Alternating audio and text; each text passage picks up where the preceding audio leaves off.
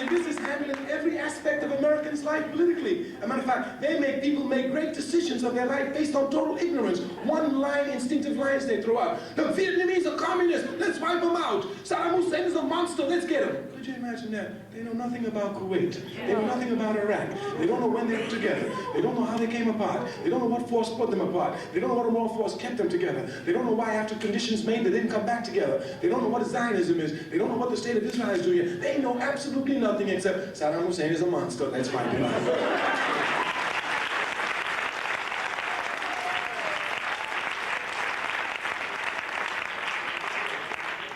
This stupidity in the country, this calculated stupidity, affects the African masses more because they read even less than the others.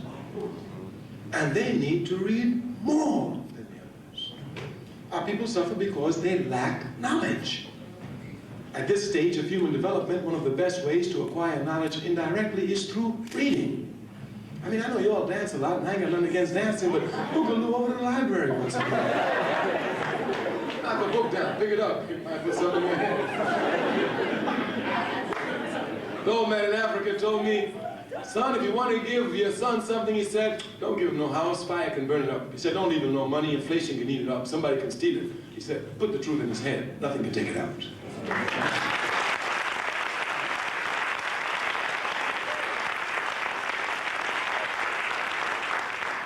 Thus, in order to be a Pan-Africanist, one must study. In order to be a Pan-Africanist, one must study.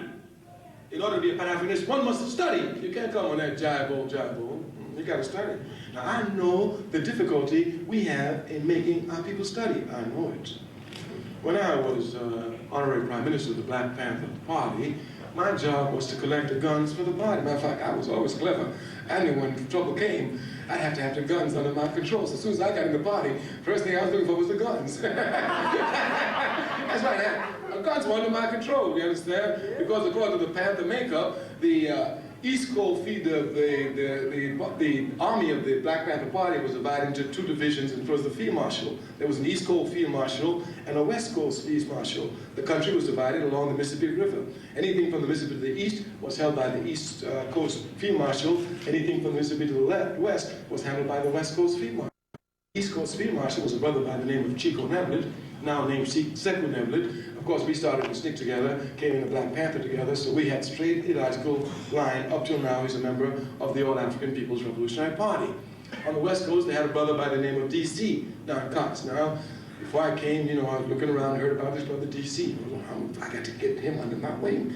When I came here, since the Panther leadership was afraid of the guns, they put me to stay with DC. So, I had both of them under my wing, so I had the guns. You understand? Eldridge and them were talking. Only the FBI in our group knew the strength of the Black Panther Party. They didn't even know what the strength was. And you know, I always keep the guns under my control because I know when trouble go down, talking is good. But as we used to say as kids, talk is cheap, said Big Boy Pete. I got a 45 by my side.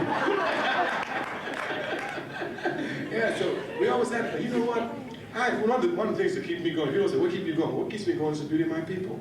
I have a golden opportunity every day of my life to meet true brothers and sisters who come willingly to give their sacrifice, to give their blood, to give their life for the struggle. And they don't even think, hear me well, they don't even think that when the struggle advances that they will be capable of occupying any of the positions up there. As a matter of fact, they'll tell you, like one just told me in Ghana the other day, he said, well, you know, he said, what we gonna do? He said, I ain't got no education, he said, and I don't much, but I can get out there and fight, and once a place opens up, you can go up there and talk for me. That's the attitude. They don't even expect to enjoy rewards. They think they're incapable of enjoying the rewards. This one keeps me going all my time. Of course, in our revolution, I see a lot of opportunistic scum. But this beauty of the people, their willingness to sacrifice all just to advance the struggle, looking for no rewards, is what keeps me going all the time. And I meet them all. The Panthers, I used to meet them all the time.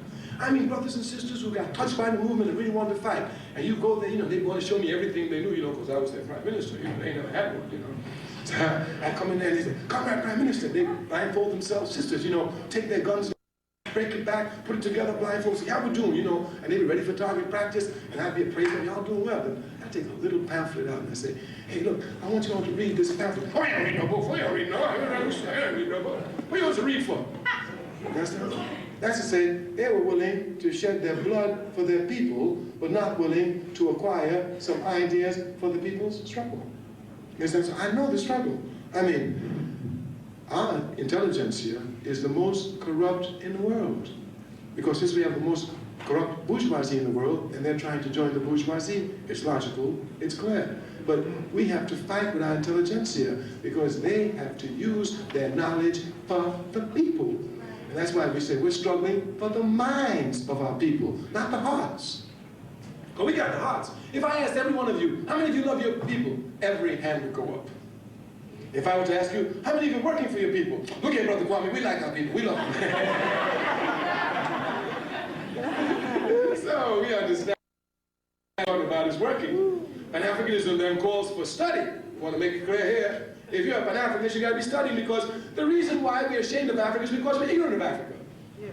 We said any man, woman ignorant is ignorant of world history. Africa's contributions are overwhelming, just in the area of religion. Africa gave monotheism to the world, belief in one God.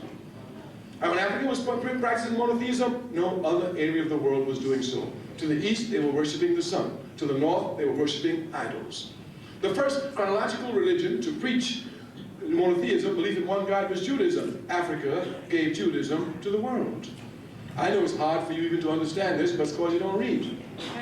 If you would go and get a book by Sigmund Freud, I didn't say Ben Jokander. I didn't say Dr. Ben. I said Sigmund Freud. If you would look at Sigmund Freud's last book, it's entitled Moses and Monotheism. And they hide it, but it's there in your library. Boogaloo over there, he knocked down some books in the fall. If you will go and look at this book, you will see Freud using archaeological, historical, and psychoanalysis, among other proofs, come to show us that Moses was an Egyptian. And of course, you know, Egypt is in Africa.